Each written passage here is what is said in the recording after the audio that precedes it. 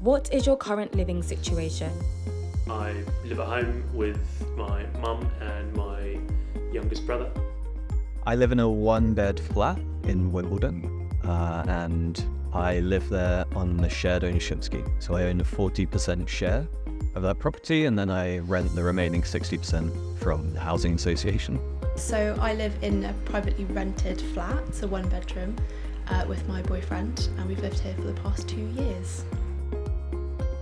What do you see as the biggest challenges for young Londoners when it comes to buying a home?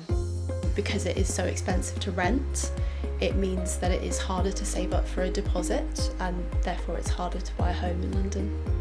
You rent in a very expensive market, and maybe you spend 30, 40, 50% of your take-home income every month on renting.